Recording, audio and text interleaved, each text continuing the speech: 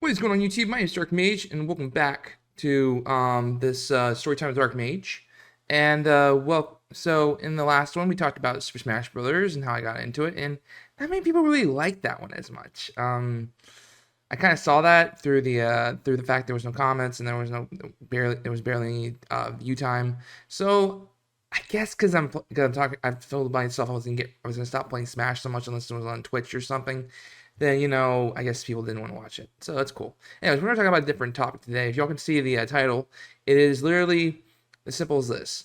If y'all don't know, I am trying to become a voice actor, and I'm gonna talk about my reasons of how I got and how I started how I started acting in general. So this comes from a young age, a very young age. So let's talk about when I was a kid first. This is probably a video that's gonna be probably split into 3 parts, due to the fact that I'm trying to do less time limits on my videos, probably around 15 minutes to 20 minutes, maybe 25 if it goes a little longer, but that's okay. We're talking about that later. So it's gonna be around. I'm estimating around a 3 part because I've already tried recording this before and it wasn't the best. So I kind of rambled on stuff. So anyway, without further ado, let's talk about how I started acting. So let's talk about how my family realized I could have the talent of acting. So I was 4 years old. I watched a lot of movies and stuff with my mom and stuff, and I would play toys all the time. I had a really large imagination. I had like story plans and ideas and how to use my toys, which I had a lot of Star Wars toys. I had action figures. I had all kinds of stuff that were like mostly Star Wars. So I had ideas on how to make the story better when I'm playing with my imagination, my toys and stuff. But that wasn't what I'm talking about. That's not why I was good in acting. Now, my uncle and my aunt came over after they just got married, and they're now divorced now. Just telling you that. But basically, he came over to my house around when I was like 4 years old, and he was playing with me out in my room, and we decided to use my I just got Gator Golf a couple weeks ago. Before that, and so I had the red golf club, and he had the blue golf club. And we were playing with lightsabers and stuff. So I'm excited about it, and so apparently, I do remember doing this. I got super serious and acted like a Sith Lord and started literally smacking him down and just going psh, psh, psh, and just I hurt him apparently. I got super He told my mom that I got super serious into my character, and she was like surprised. She was like, he did what? So apparently I didn't know this as a kid because I was young, and my mom was involved in acting most of her teenager and adult life. She was huge into it. So she wanted to go on Broadway back when she was younger, but my grandmother didn't allow it, so she didn't get to choose that life of the show business. However, she didn't think that I would have the talent of it actually. Well, she knew to an extent because apparently when I went to a play when I was younger, some preacher dude who was in a play told my mom that I had the gift of acting because I wasn't crying during the I was a baby, so I wasn't crying during the play. I was like stunned and surprised and acting normal for a baby actually, like unnormal. I was responding to I was reacting to them, and he was like, "This child has a gift of acting." My mom didn't think about it at the time. She's like, "Okay, maybe he does." But when I hit 4 and I did what I did, she's like, "Okay, maybe he does have the gift of acting." So she didn't think about it as much. She was like, maybe he does, maybe he doesn't. I don't know. But I get back from Arizona, living with my aunt and uncle for a little bit because I would tell you all this story about why I became why I was in Arizona with my aunt and uncle. That's a little bit of a sad story and also a happy story at the same time. It's kind of awkward. It's hard to explain. It's kind of hard to explain. But if y'all ever want to hear that story, tell me in the comment section. It's the story of my childhood, and it's not the brightest, it's not the best, but it's also pretty good at the same time. It's just how my life was. But we're gonna talk about that. So, anyways, Let's talk about. We're talking about that. So, I was 8 years old, and I went to church. Now, this is how it started. Really, it was church productions and plays and stuff in my church. And now, when I came back from Arizona, I was a very shy child. I didn't know who these people were, and I didn't really get along with most of the kids there yet.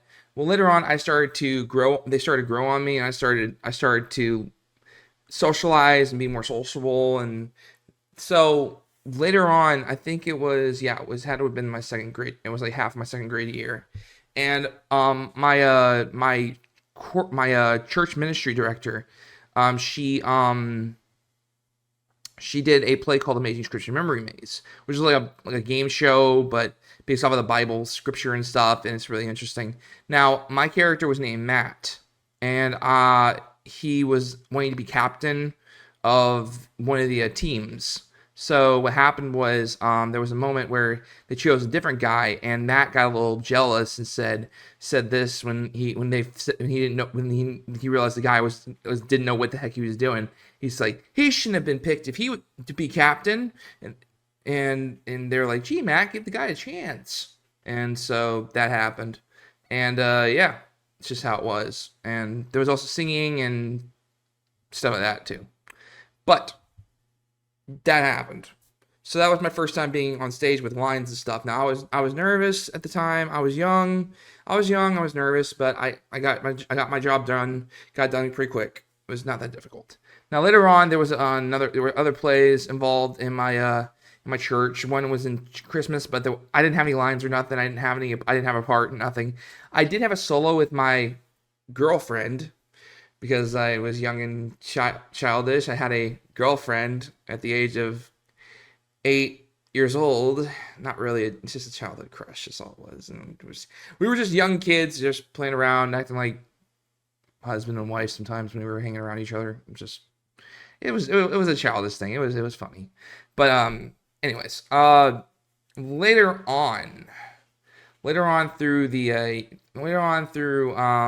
about a year later, we had an Easter production getting prepared for us. So I tried out for the production of the play, and it was called Fish Tales, and that one was about basically the resurrection of Christ and stuff like that. It's just talking about Easter. This first song was called Good Day on a Bad Day, which is about Good Friday, about when he died and stuff. So yeah, but I played a character called Theo, and I had a lot of lines. I was one of the main characters. I was one of the main characters. I was a fisherman. I was a kid who was fishing with his friends, and we were talking about the moments of what we learned in Sunday school and also that. And it was pretty good. I had a lot of lines though for a third grader, and my mom worked on it like day and night.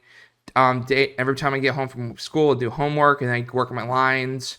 That's just how it was. Go home, work on my lines, then get to do whatever I want, like play video games and stuff. Which honestly, I did play video games. It's just what I did. Or I went outside and played outside with my brother or something. Just went outside, played outside. That's just usually what I did, because that's just how it was.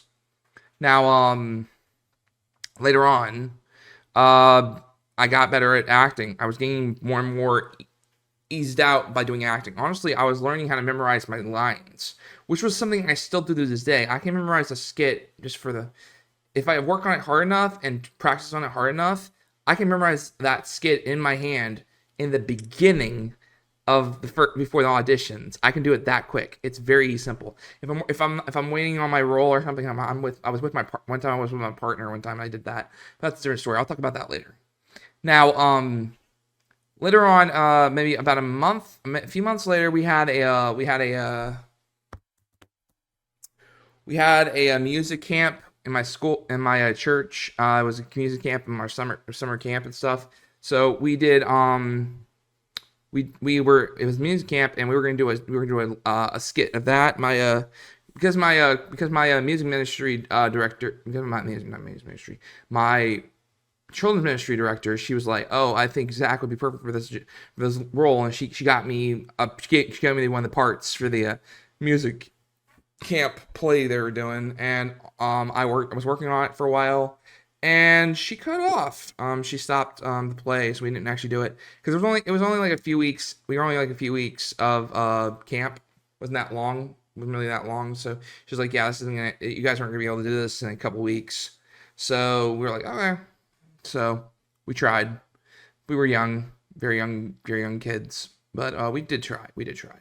Now later on, about a few months later, we were working on another. Was it another play? No, actually, about a year later, my children's ministry director, she left our church, went to a different church. I didn't know this until I was like in 8th grade, and I ran into her because her son was in a play with me later on. But she went to a different church, and later on, my mom's friend, who's also now who's now the children's director of my church, still to this day, I still go to the same church. Nothing really changed.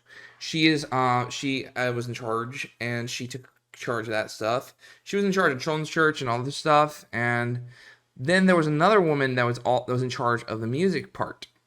And she was later on she was a woman in choir, and she was like, hey, the kids need somebody since she left. I'm gonna step in. So we had all this kind of we had like a children's choir kind of for a little bit, and it was how it was. But later on, during a couple months after Christmas, she was wanting to do a play called In God We Trust.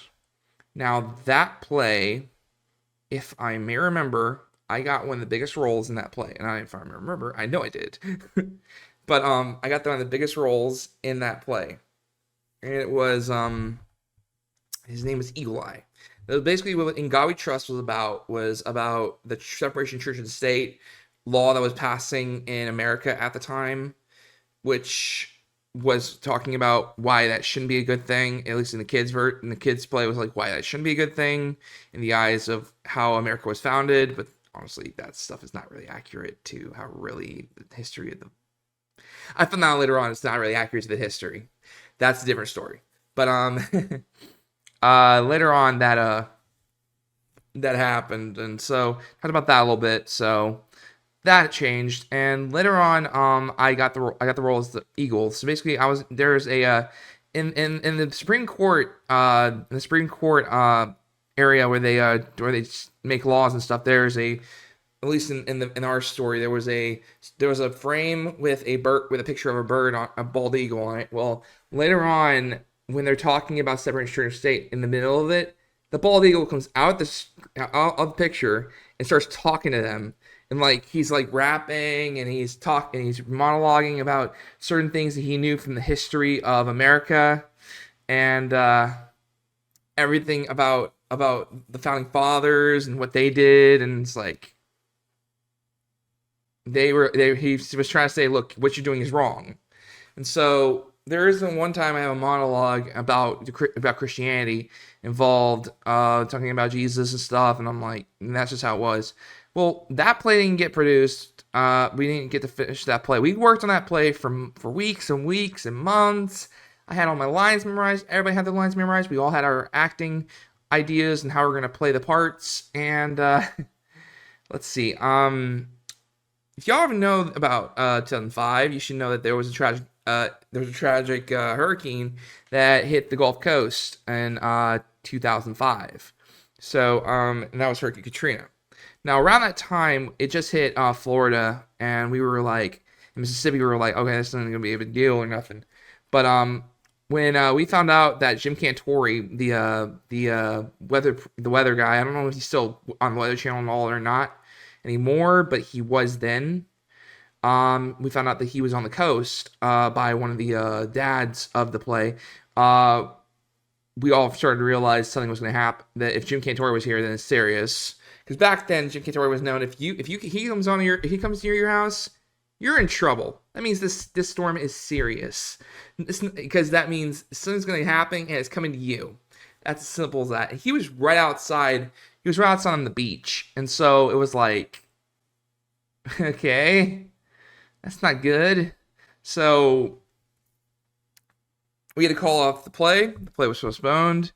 And that's what happened, basically.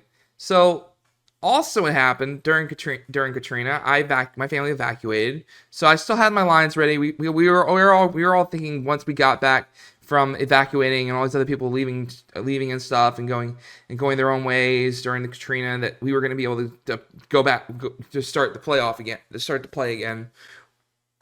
But that didn't happen. We postponed the play, and it was like everybody was thinking, "Nah, we're not gonna be able to do this play," and we never did it again. I mean, it's still in our choir back room office in our church. Like, they have all the play scripts in there, even my scripts in there, and yeah, we never did it. So that happened. Now later on, a couple months later, after Katrina hit and stuff, my school was doing a play, and this is a different situation. We were doing a play called America's Tallest Tales, which is based off of the American folklore, like Paul Bunyan, John Henry, I can't remember, Babe in the Big Blue Ox, all the America's Tallest Tales, talking about all of them. And basically, I tried out for that, and because in fifth grade, at least in my school, you had to be in a play. All of our classes had to be in this play. Every teacher was working on this play. So I had my teacher and the other 4 others that were in there, because there was like 5 different classes in fifth grade, like 5 different teachers. So that's how it was. So basically, that's what happened. And so I try out for the play, and I get the role of Paul Bunyan, which is like one of the lead roles. Like, he's always on the stage. I think there's a single time where I was not on stage, unless there was I think it was one scene where I was not on the stage, because they were talking. It was where I'm not talking, where I'm not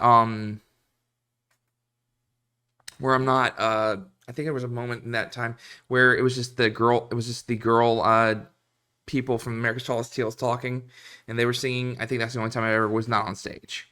But I was the lead role in this show, in the thing. Basically, was talking about, is like Babe was kidnapped, and he's trying to find her, and he goes to all the other people like Betsy and John Henry and all these other people in there, and was like, "Hey, I need to find my ox," and so he couldn't find her for a while. So basically, I played that part. Now, there was a moment in that play. Now, here's the thing about my fifth grade years. If you don't know about my situation as a young kid, when I was living in my elementary school, I was severely bullied. Now, all these people did not like me. None of them did. So the fact that I got the best role in the play really ticked them off. Because they didn't like me. They just didn't like me. Okay, it's just how it was. But that happened. And so I do the play. I get everything done. I have all my lines memorized. I do everything right, and I got I think there was a moment where that happened. So it was interesting. It took us a lot of time, and a lot of I had to sing, I had to do choreography, I had to do a lot of things. Wasn't as much choreography as some plays on stage are, but for fifth grade, it wasn't that bad. But we did it, and it was hot in my overalls and my spandex, not my spandex, and my overalls and my whole getup. It was so hot. Oh my gosh! I remember how hot I was. I was sweating when I got done with the play. Cause we did it for the school first, and then we did it like that night. We went and did it for our parents, and oh my god, I was sweating so bad during that night. Oh man, I was sweating. But we did do it. We got it done, and yeah, that's just what happened. So later on, about a couple months later, my church does another play, and it's called Christmas Crosstalk. That basically what that was. It was a talk show host. It was a talk show situation talking about Christmas and what people do for Christmas and stuff. Now, I played one of the lead roles in that as well. I played Shepherd the Christmas Cowboy, or Shep for short. And I had a whole solo where I literally talking about, "I'm Shepherd the Christmas Cowboy, Yep, that's just how it was. And I had like I had to do that. That took a long time to do. We actually it was a lot of work. That but during that time, that's when the lady that was doing the music, the choir and stuff, and the Christmas choir and stuff, the children's choir and stuff, she stopped doing it and started just doing regular choir and regular praise team practices. And so she just stuck to that. So my mom's friend decided to take over the actual children's ministry director. She took over, and she started doing things her own way. And that's when she did Christmas Crosstalk as one of her things during our children's time. We were working on it, and we worked on it for months. Now I was in sixth grade at the time, so I had a lot more experience on how to read lines and how to recite lines, and it took a lot out. It took a lot. It took a lot to remember. Now, again, like usual, from when I talked about when I was third grade year when I was doing fishtails, um, I remember most of the lines from there on, back and forth, not an issue whatsoever, going to school and stuff.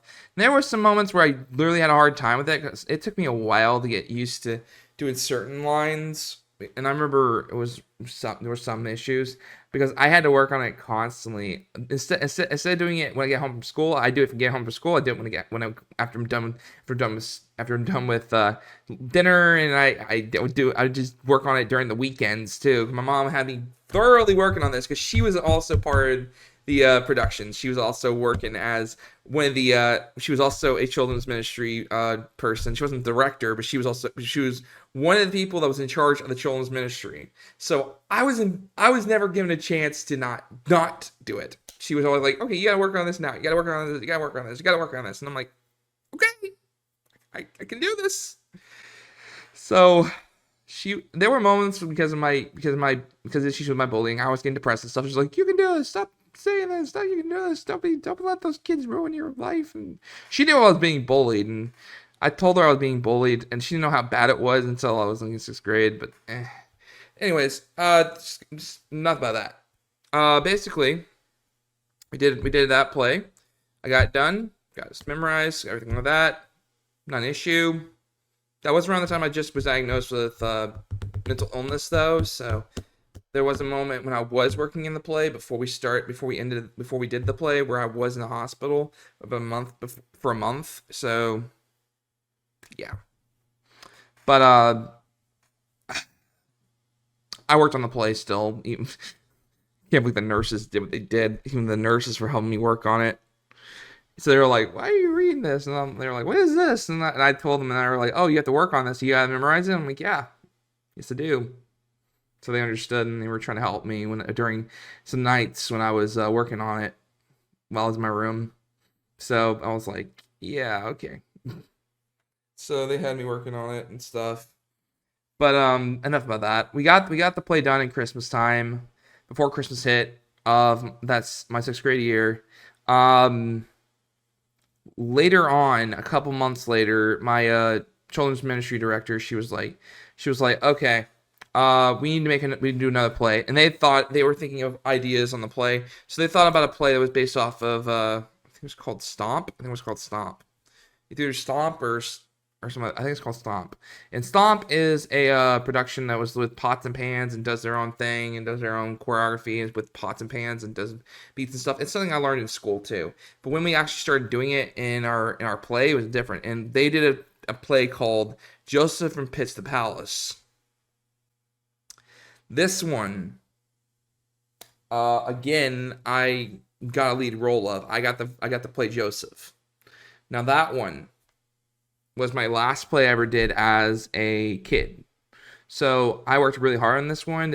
I had a solo I had a solo as Joseph. There were some moments in the play I was like, look, I don't want to get too roughhouse, because if you know the story of Joseph in Genesis, his brothers literally throw him in a pit. They basically sell him into slavery. A lot of things they do.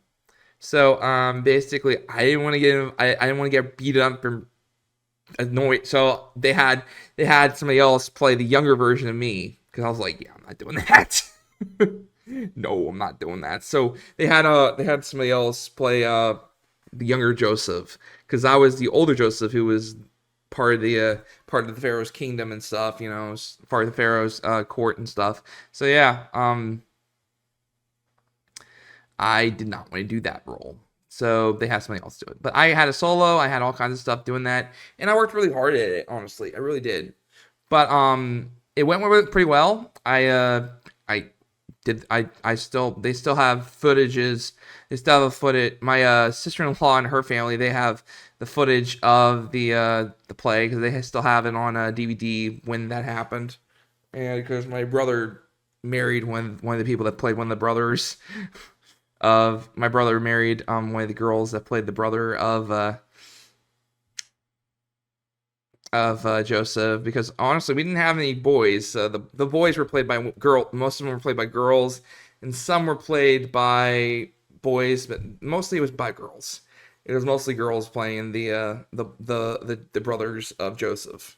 So yeah, it's just how it was. But anyways, basically that's just how it was. And that was the last play I did ever as a kid. And honestly, I think it's about wraps up part 1.